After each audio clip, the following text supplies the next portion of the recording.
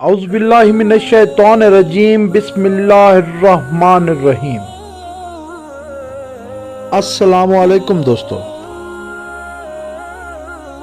امام حسن عسکری علیہ السلام اپنی سخاوت کی وجہ سے بہت مشہور تھے۔ آپ علیہ السلام غریبوں پر بہت زیادہ احسان کیا کرتے تھے۔ آپ علیہ السلام کے فیض و کرم کے متعلق مورخین نے محمد بن علی بن ابراہیم بن امام موسیٰ بن جعفر علیہ السلام سے روایت کی ہے۔ وہ کہتے ہیں کہ ہمارا زندگی بسر کرنا نہایت دشوار ہو گیا تھا، تو میرے والد نے کہا کہ چلو ہم اس شخص کے پاس چلتے ہیں کہ جن کی ہم نے بہت تعریفیں سنی ہیں، یعنی کہ حضرت امام حسن عسکری علیہ السلام۔ تو راوی کہتا ہے کہ میں نے کہا کہ کیا آپ انہیں پہچانتے ہیں؟ تو میرے والد صاحب نے جواب دیا کہ میں نہ تو انہیں پہچانتا ہوں اور نہ ہی آج تک ان کو دیکھا ہے۔ خیر، ہم چل پڑے۔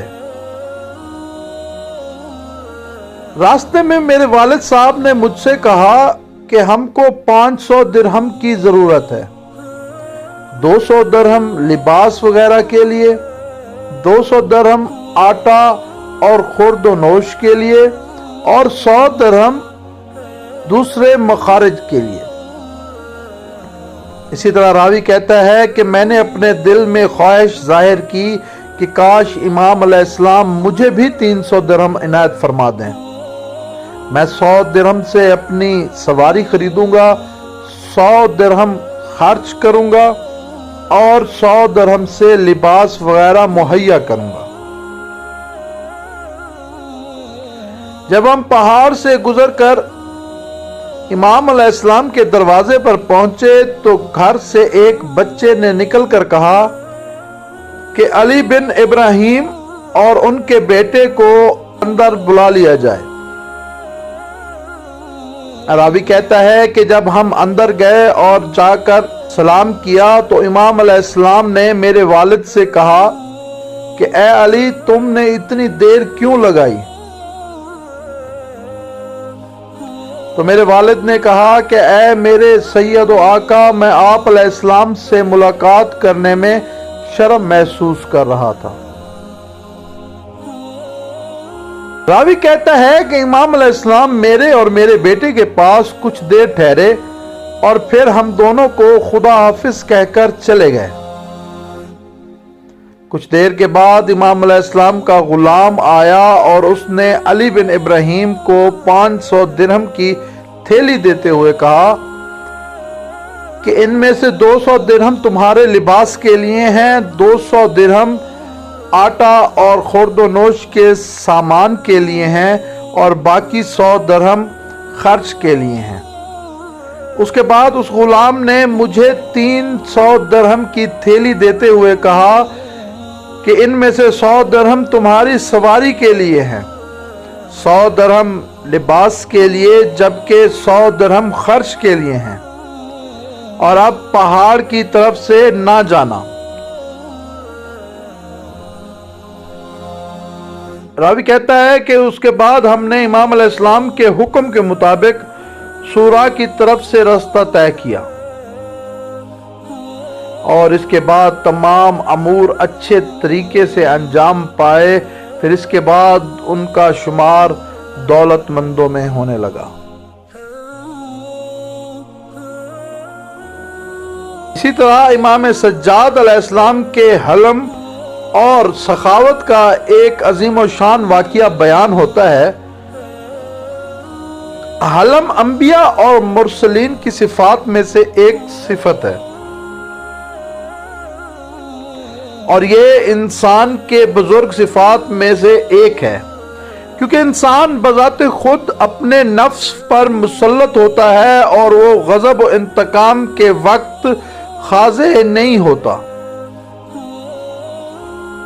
जाहिफ ने हलम की यूं तारीफ की है कि इंसान का बहुत ज्यादा गुस्सा की हालत में इंतकाम लेने की कुदरत और ताकत रखने के बावजूद भी इंतकाम ना लेना हलम कहलाता है। इमाम ज़ैनुल आबिदीन अलैहिस्सलाम बहुत ज्यादा हलीम थे और सबसे ज्यादा गुस्सा पी जाने वालों में से थे। रावियों और मौरखीन ने आपके हलम से मुतल्लिक मुतअद्दिद वाक़ियात बयान किए हैं। इनमें से एक ये है, इमाम अलैहिस्सलाम की एक कनीज थी। जब आप अलैहिस्सलाम ने वजू करने का इरादा किया तो उससे पानी लाने के लिए कहा। वो पानी लेकर आई तो उसके हाथ से लोटा छूट गया और वो इमाम अलैहिस्सलाम के चेहरे पर गिर गया, जिससे आप अलैहिस्सलाम को चोट लग गई। तो फौरन कनीज ने कहा कि खुदा फरमाता है वल काज़िमीन अल गैज़ा, और गुस्से को पी जाने वाले। इमाम अलैहिस्सलाम ने फौरन जवाब में फरमाया काज़मत गैज़ा, मैंने अपना गुस्सा पी लिया।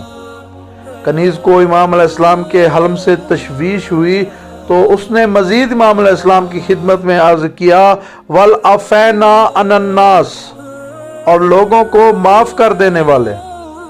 इमाम अलैहिस्सलाम ने नरमी और मेहरबानी करते हुए फरमाया खुदा तुझे माफ करे। फौरन कनीज ने कहा वल्लाहु युहिब्बुल मोहसिनीन, और खुदा एहसान करने वालों को दोस्त रखता है। इमाम अलैहिस्सलाम ने मजीद उस पर एहसान और इकराम करते हुए फरमाया कि जाओ आज से तुम आजाद हो। वमा अलैना इल्लल बला। अल्लाह हाफिज।